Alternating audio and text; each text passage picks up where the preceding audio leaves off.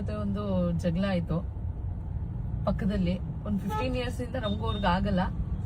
ಆ ವಿಡಿಯೋ ನಿಮ್ಗೆಲ್ಲ ಶೇರ್ ಮಾಡ್ಬೇಕು ಅಂತ ಅನ್ಕೊಂಡೆ, ಬಟ್ ಸ್ವಲ್ಪ ಎಡಿಟ್ ಮಾಡ್ಬಿಟ್ಟು ಶೇರ್ ಮಾಡೋಣ ಅಂತ. ಲ್ಯಾಂಗ್ವೇಜ್ ಯಾಕಂದ್ರೆ ತುಂಬಾ ಕೆಡದಾಗ ಮಾತಾಡಿದಾರೆ ಅವರು.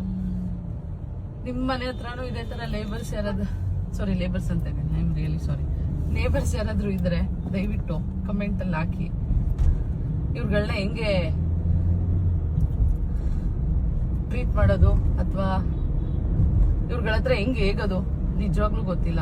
ನಂಗಂತೂ ಸಾಕಾಗಿದೆ. ಹೇಳ್ತೀನಿ, ಬ್ಯಾಡ್ ಲ್ಯಾಂಗ್ವೇಜ್ ಯೂಸ್ ಮಾಡ್ಬೇಡಿ ಅಂತ.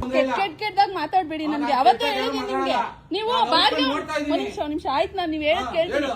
ಬಾಡ್ಗೆ ಅವ್ರಿಗೆ ಬೈಬೇಕಾ ಬೈರಿ, ನೀವು ಬಾಡಿಗೆ ಕೊಟ್ಟವಳ್ಗ ಅವ್ನ ಅದೆಲ್ಲ ತಪ್ಪು. ನನ್ನ ಹತ್ರ ಇದೆ ರೆಕಾರ್ಡಿಂಗ್. ಅವ್ನು ಯಾವನಾದ್ರೂ ಇರ್ಲಿ, ನನ್ನ ಹತ್ರ ರೆಕಾರ್ಡಿಂಗ್ ಇದೆ. ನನ್ ಇಷ್ಟ ಅದು, ನನ್ ಮನೆ. ಮತ್ತೆ ಅದನ್ನ ಮಾತಾಡ್ಬಿಡ ನೀನು. ಅವ್ನು ಉಗ್ದಿದೆ ತೋರ್ಸ್ಬಿಡಿ, ಎಲ್ಲಿದೆ ತೋರ್ಸಿ.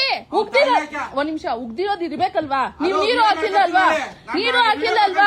ಅವ್ನು ಅವ್ರ ಅಮ್ಮನ ಮೇಲೆ ಆಣೆ ಹಾಕ್ತಿದಾರೆ. ನೀವು ಮಾಡೋದೇ ಅದು. ನೀವ್ ನಾವು ಬಂದಾಗ್ಲಿಂದ ನೋಡ್ತಿಲ್ವಾ? 15 ವರ್ಷದಿಂದ ನೋಡ್ತಾ ಇದೀವಿ.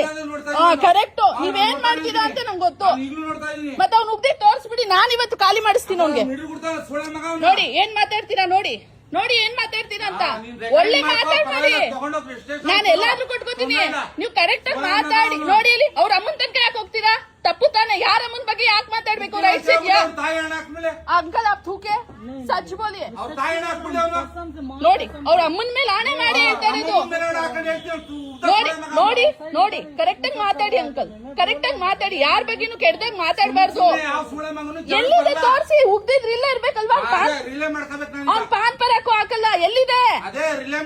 ಅವ್ನು ಎಕ್ಸರ್ಸೈಸ್ ಮಾತಾಡ್ದೇನೆ.